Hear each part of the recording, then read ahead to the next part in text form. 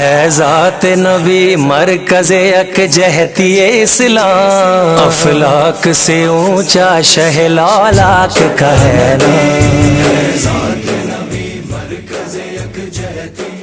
بسم اللہ الرحمن الرحیم۔ معززین محفل، ملی یکجہتی کونسل کے قائدین، مجلس وحدت المسلمین کے سینئر لیڈرشپ، خواتین و حضرات، السلام علیکم۔ میں کوئی عالم بھی نہیں ہوں، نہ سٹیج پر بیٹھے اور سامنے بیٹھے لوگوں میں سمجھتا ہوں میں علم کے حساب سے بھی اور کردار کے حساب سے بھی کم تر ہوں۔ میں کوئی لیکچر یا کوئی تقریر تو نہیں کر سکتا، ایک پولیٹیکل سٹوڈنٹ ہونے کی حیثیت سے سوال ہی کر سکتا ہوں۔ کوئی جو طالب علم ہوتا ہے وہ سوال ہی کر سکتا ہے، وہ اس کا حتمی نتیجہ یا جواب تو نہیں دے سکتا۔ تقریر وہ ہوتی ہے جو آپ کے پاس ایک پختہ یقین کے ساتھ آپ کوئی بات کہہ سکتے ہیں۔ سن کے ایسی چیزیں، سچی بات ہے، ایز اے قوم، ایز اے پولیٹیکل ورکر، ہم تو کنفیوز سے کنفیوز تر ہی ہوتے جا رہے ہیں۔ اور جب کوئی بچہ اسکول میں جاتا ہے یا یونیورسٹی میں جاتا ہے تو اس کے ماں کے پیٹ سے لے کر آخر تک یا ماں کردار بناتی ہے یا استاد کردار بناتا ہے، تو یہاں پولیٹیکل لیڈر کردار بناتے ہیں یا ہمارے علماء کردار بناتے ہیں۔ یہ 3-4 طبقے ہی ہیں جو قوم کو بناتے ہیں یا دانشور اس ملک کے آپ کو سیدھی راہ دکھاتے ہیں۔ تو ان 4-5 طبقوں کی ذمہ داری ہے۔ تو اس بابرکت مہینے کی نسبت سے ہم یقیناً رحمت للعالمین بھی ہم نے منایا، اسکولوں میں بھی منایا، کالجوں میں منایا۔ میرے ایک بھائی کہہ رہے تھے یقیناً نہیں منایا گیا ہوگا کئی یونیورسٹیوں میں، لیکن گورنمنٹ نے ایک شروعات کی۔ اس کے باوجود ابھی بہت سارا کام کرنے کو ہے۔ یقین جانیے کبھی نہیں سنا تھا کہ ہم جنازہ اکٹھا نہیں پڑھا سکتے، اب ہمارا جنازہ اکٹھا نہیں ہوتا۔ میں خود سیاست کرتا ہوں، میں اپنے علاقے میں جاتا ہوں، مجھے بڑی شرم آتی ہے جب کوئی میت پڑی ہوتی ہے تو اس کے وارثین بیچارے ڈر کے مارے اعلان کر رہے ہوتے ہیں پہلے شیعوں کا جنازہ ہوگا، پہلے سنیوں کا جنازہ ہوگا۔ ان میں اتنی ہمت نہیں ہوتی کہ وہ مولوی صاحب کو کہہ سکے کہ مولوی صاحب میں نے ایک ہی جنازہ کروانا ہے، وہ ڈر کے مارے نہیں کہتا۔ جب کوئی نکاح ہو رہا ہوتا ہے تو کوئی نہیں بول سکتا کہ میں نے کون سا نکاح پڑھوانا ہے۔ تو یقیناً میں سمجھتا ہوں یہ جو سٹیج پر بیٹھے ہیں یا سامنے بیٹھے ہیں، یہ ذمہ داری ان کی بنتی ہے۔ حکومتوں کے ساتھ مذاکرات کریں یا اپنے بچوں کو پڑھائیں یا آپس میں بیٹھ کر کریں۔ ملی یکجہتی کونسل بالکل میں سمجھتا ہوں کام ہونا چاہیے، لیکن المیہ یہ ہے کہ ہماری قوم نے، ہمارے اس پاکستان میں ہم نے اشاروں پہ تحریکیں چلتی بھی دیکھی۔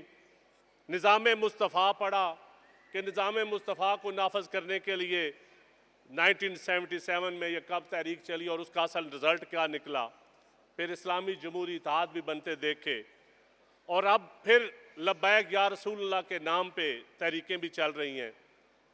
کیا جو بچے بیچارے مارے گئے ہیں لبیک یا رسول اللہ کا نعرہ لگاتے ہوئے، یا جو پولیس والے مارے گئے ہیں، اب میں کس کو کہوں کہ کون حق پر ہے؟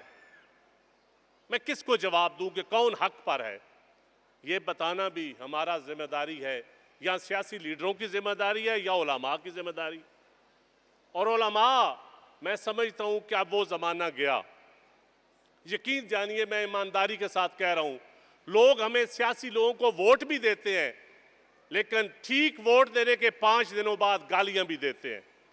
اسی طرح علماء کے پیچھے بھی کھڑے ہوتے ہیں، علماء کی عزت بھی کرتے ہیں، درباروں پہ بھی جاتے ہیں، مساجد میں بھی جاتے ہیں، لیکن 80% عوام کوئی نہیں سنتی بات علماء کی بھی۔ کیوں نہیں سنتی؟ پھر میں مجھے اپنے امام کا قول یاد آ جاتا ہے۔ کسی اسٹوڈنٹ نے سوال کیا کہ تبلیغ کیا ہے؟ تو امام نے فرمایا تبلیغ وہ ہے جو تمہیں زبان سے بولنا نہ پڑے، تمہارا کردار دیکھ کر ظاہر ہو کہ تبلیغ کیا ہے، تمہیں بتانا نہ پڑے، تمہیں پھرنا نہ پڑے، تمہیں سختی نہ کرنی پڑے، تو میں سمجھتا ہوں ہمیں ایسی تبلیغ کی ضرورت ہے، اور یہی پراپر فورم ہے، یہی علماء کی محفلیں ہیں۔ ان محفلوں کو مہربانی کریں راجہ صاحب، بلوچ صاحب، ضلعوں تک اور تحصیلوں تک پھیلائیں۔ جہاں اتنا معاشرہ تقسیم ہو چکا ہے کہ یقین جانیے اب ڈر لگتا ہے۔ معاشرے کی تقسیم کبھی آپ گراؤنڈ ریالٹی میں دیکھیں، قبروں کو بھی ہم نے ڈیوائیڈ کر دیا ہے۔ تو یہ ڈویژن ہمیں ختم کرنی چاہیے، اور یہ ڈویژن ختم ہوگی تو ہم آگے چلیں گے، اور اس میں سب سے زیادہ کردار علماء کا۔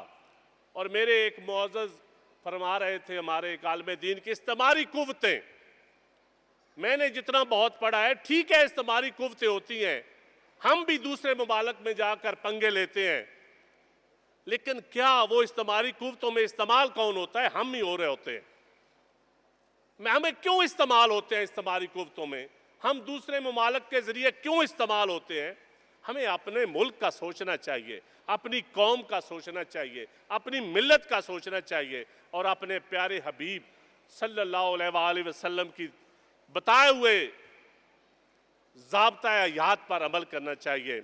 تو میں آخر میں یہی کہوں گا کہ محمد سے وفا تو نے تو ہم تیرے ہیں، یہ جہاں چیز ہے سب لوح قلم تیرے ہیں۔ تو آخر میں ایک چھوٹا سا شعر بڑے بڑے سیاستدانوں اور علماء کی نظر میں اکثر پڑھتا ہوتا ہوں، وہ پیڑ جن پر پرندوں کے گھر نہیں ہوتے، وہ پیڑ جن پر پرندوں کے گھر نہیں ہوتے، دراز جتنے بھی ہوں مگر معتبر نہیں ہوتے۔ مرکز یکجہتی اسلام، افلاک سے اونچا شہ لالاک کا ہے نام، ہے ذات نبی مرکز یکجہتی اسلام، افلاک سے اونچا شہ لالاک کا